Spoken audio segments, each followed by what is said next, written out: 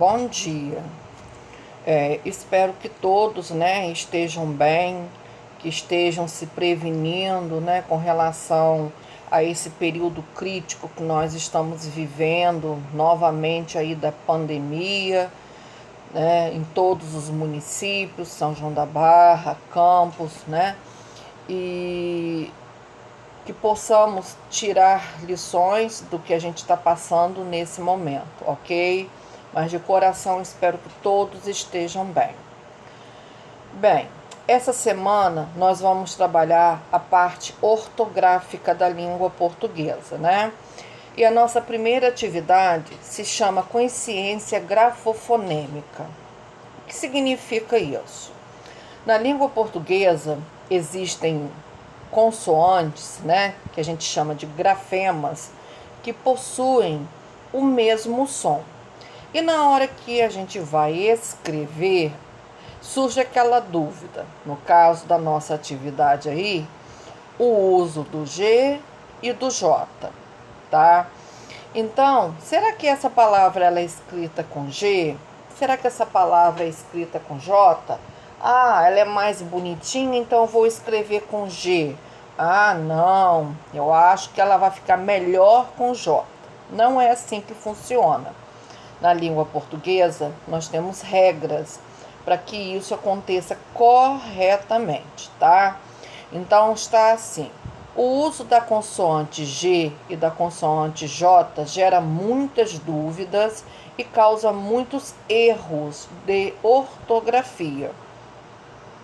E isso não é só para nós, para vocês, pré-adolescentes que estão começando agora, que deparam com essa dúvida. Até os adultos têm essa dúvida, tá?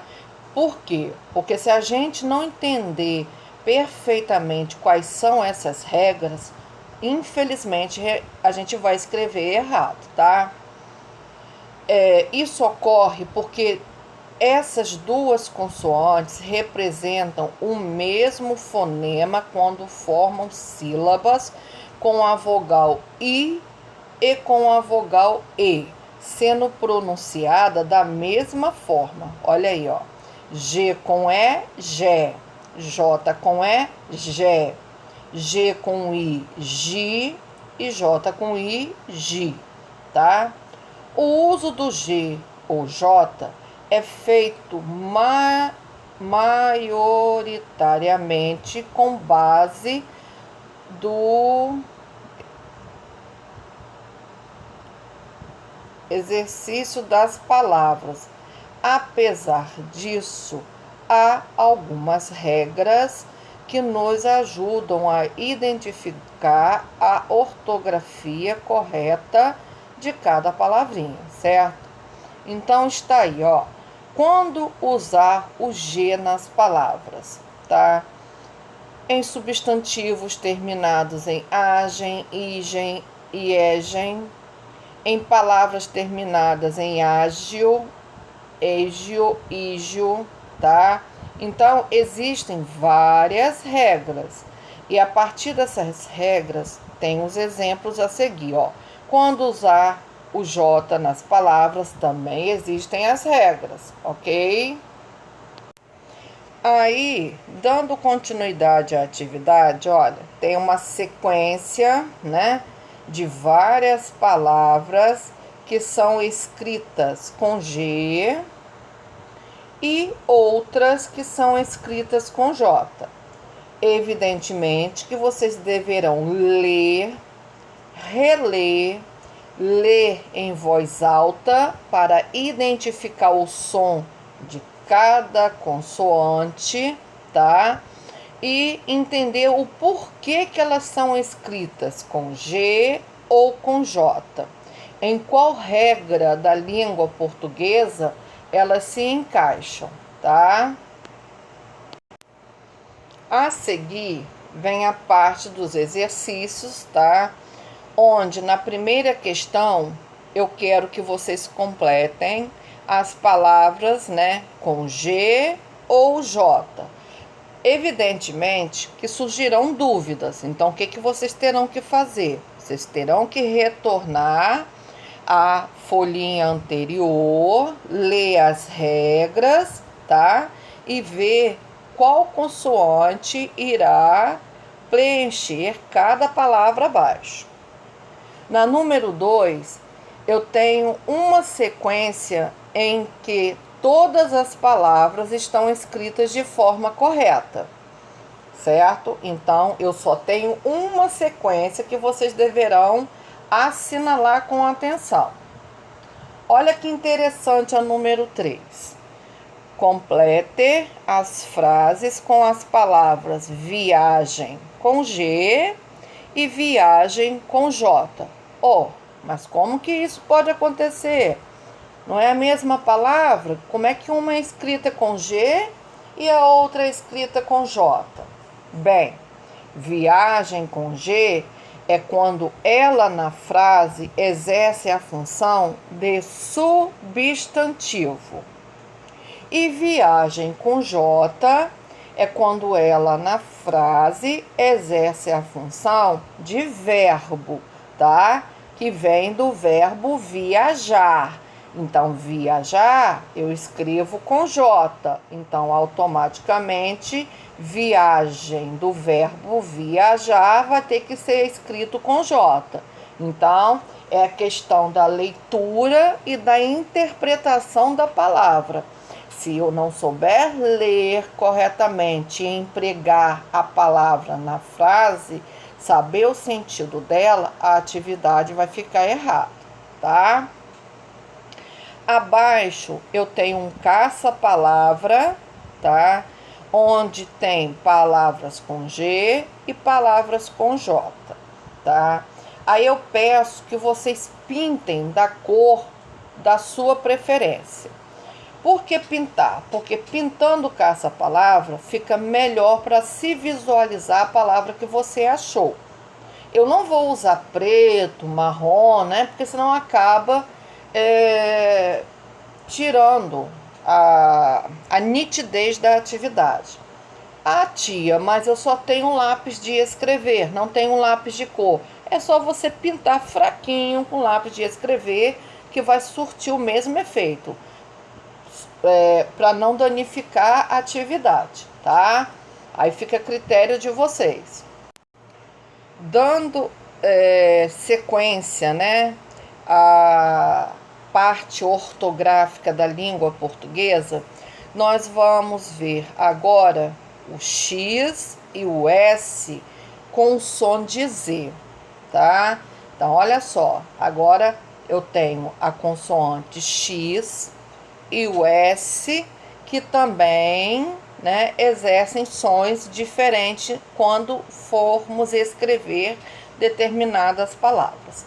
Então, eu inicio a atividade com uma fábula, onde vocês terão que ler com atenção e, a seguir, vocês vão tirar dessa fábula as palavras com S no início, depois S no meio, depois de consoante, S entre vogais e SS, tá?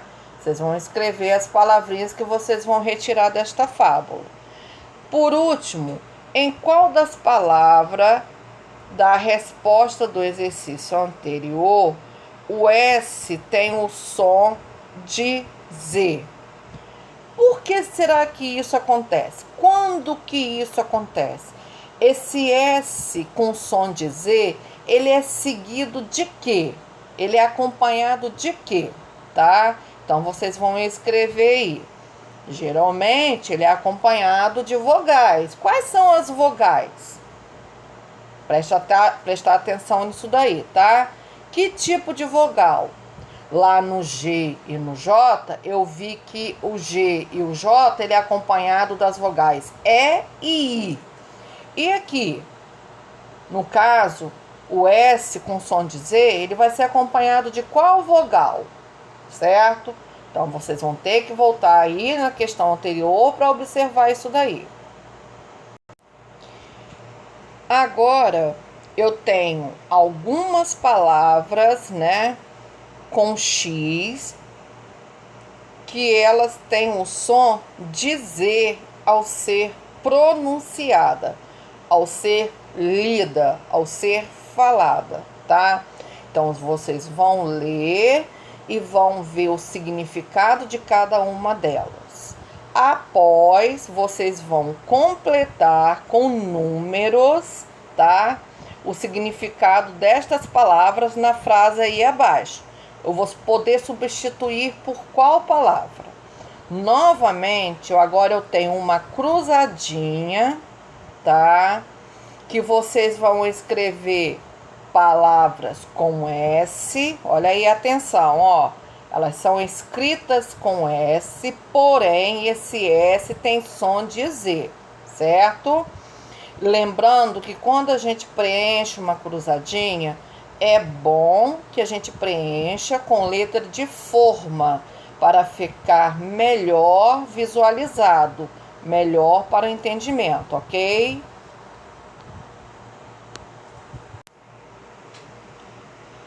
Finalizando a parte de língua portuguesa, agora entramos na parte de matemática, né?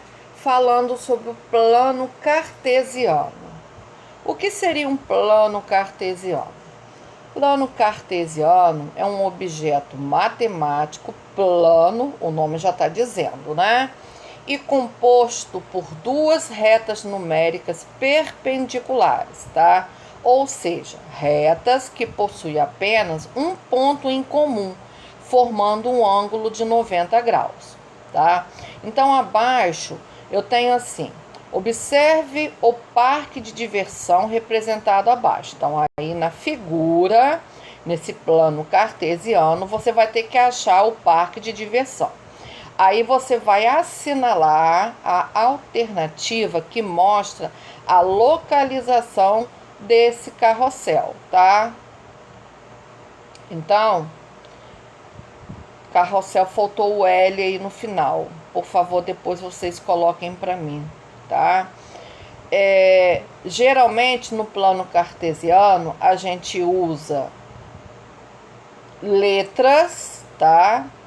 E números para identificar linhas e colunas. Lembrando que linha é na horizontal, na posição horizontal, deitadinho, tá? E coluna é na posição vertical, em pezinho. Então, vocês vão identificar aí para mim em qual linha, em qual coluna está o carrossel e vai assinalar aí abaixo. O próximo plano cartesiano está assim: no esquema acima estão localizados alguns pontos da cidade. A coordenada G5 está representando o quê? A catedral, a quadra poliesportiva, o teatro ou o cinema? Então, vocês vão ter que voltar lá, identificar onde está o G5, ver qual a letra que está representando o G5, olhar ao lado, ver qual o lugar que essa representação está marcada aí no plano cartesiano, ok? O nome é complicado, porém a atividade é fácil, tá? E finalizando a atividade da semana, temos uma atividade de educação física, onde fala da brincadeira de bater figurinhas, tá? Aí, esse tipo de brincadeira, né, é uma brincadeira antiga, tá? Onde muitas crianças têm um jeitinho espertinho de brincar, né? Que tá até falando aí no texto e tudo mais. Vocês terão que ler o texto com atenção, né? A gente pensa assim, é mole bater figurinha, né? Só passar cuspe na mão que a figurinha vai lá e vira. Não, tem regras também, tá? E após a leitura desse texto, vocês deverão responder as perguntas a seguir com atenção. Todas elas são retiradas do texto, lembrando que toda pergunta ela é respondida com letra maiúscula e não esquecer o sinal de pontuação, ok? E aqui a gente encerra a atividade da semana, desejando a todos uma ótima semana, que todos fiquem com Deus e que Jesus proteja cada lar aqui representado por vocês, tá?